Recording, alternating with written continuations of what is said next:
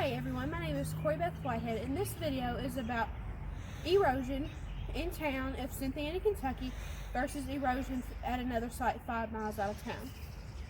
As you can see, this is in town, Cynthiana, and this is my backyard. It has a 6 to 12% slope, and my father mows it once every couple weeks. The soil type is McAfee silty loam. The only thing that has ever grown well here is wildflowers and trees. What has not grown here very well is vegetable plants, specifically tomatoes. Due to the sun, there's not a lot of sunlight here that we get due to the trees. As we come over here, I'm going to dig a little soil for you of the yard. And as we can see, it is very dark.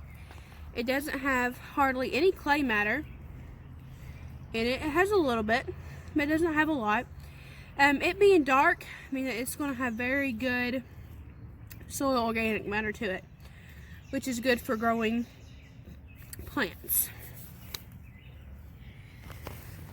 Stay tuned. Later in this video, I'm going to have a soil permeability and soil particle test versus in town at this site, site number 1 and site number 2.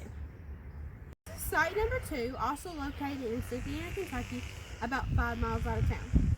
As you can see, we can see some major sloping going on from here to where I'm standing to where it starts dropping over to the fence line is 6 to 12% slope.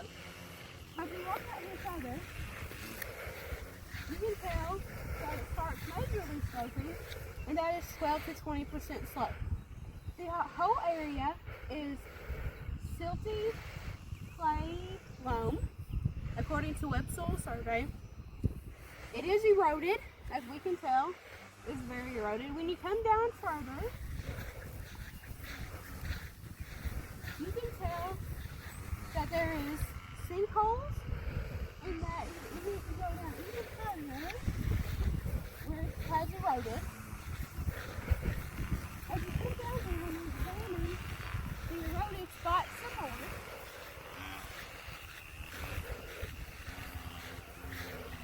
that there is evidence of rock, as well as there's evidence of rock down here being so eroded. Now mind you, this part of Kentucky, there is a lot of limestone. That is the parent material, so it erodes a lot faster than say in western Kentucky or different parts of other parts of Kentucky. As well, this whole area is mowed once a week with a riding lawnmower. There has never been anything planted down here in this area. There was just a bunch of trees in the fence line. That's the only thing that's ever been planted here, as you can tell. Now as we look, now we're at the bottom part of the slope. Now as we look up, you can tell that there is major sloping. Now in this area, I'm going to show you what the soil looks like in this really eroded area part of the site.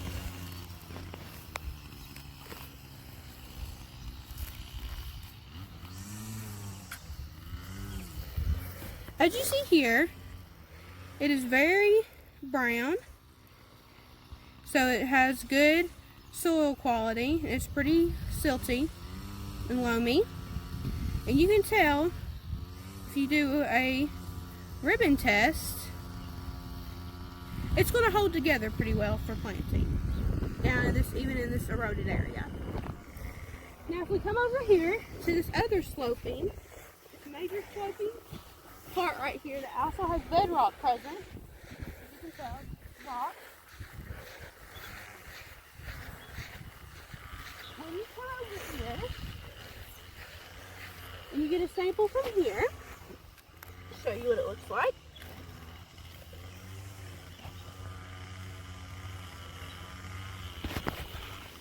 As you can tell, compared to the other one, this is very light colored.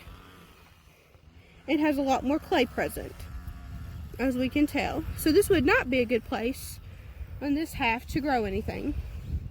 As you can tell, it does a pretty good ribbon test just because it has a lot of clay in it as well. Now let's come down here to the fence line. See what type of soil the fence line has. This is a well-drained area, and the bulk density is a little bit lower to 0.77%. As we can tell, we're at the bottom of the slope. As you can look back here, we're at the very bottom of it by the fence row. And remember, as we just took the little hill sample just a few seconds ago that I just showed you, that it had mostly clay. It was mostly clay present. Up by the house earlier, when we did that in the little ditch line, we seen that it was mostly dark colored, which is good. You can grow things there up more towards the house than down here at the end of the slope where it's very hilly and eroded, very eroded. So now we're gonna take a sample from close to the fence line, and we're gonna show you to compare it.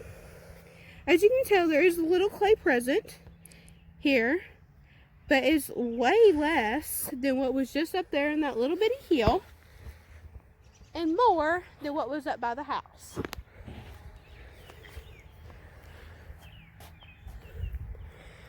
And as you do the ribbon test, it holds pretty decent. So if you grew something here, you would obviously want to grow something more towards the house. You would grow like flowers, a garden bed.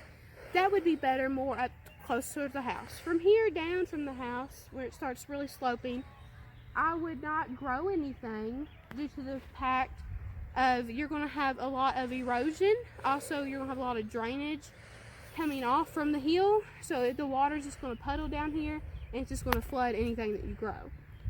But like at top, since you're on top of the slope, you're not going to have that much drainage and not that much erosion because it's at the very top, and I would recommend you plant stuff up there rather than down here at the very end.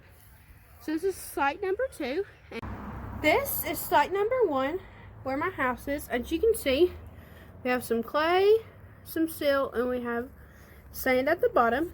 This is 36.3% sand, 45.5% silt, and 18.2% clay.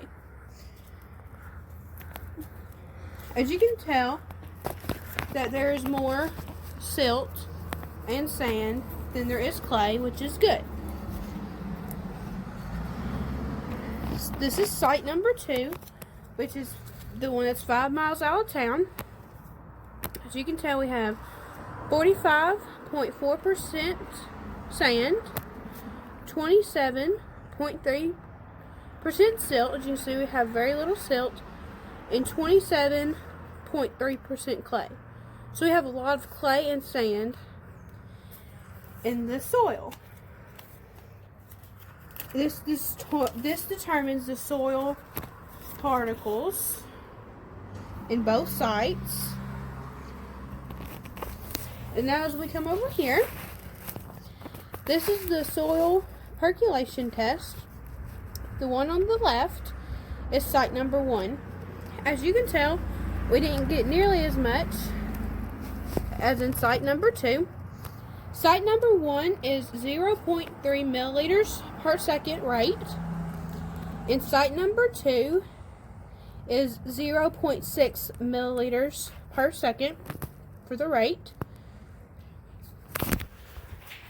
So this concludes my video. Thank you so much for watching.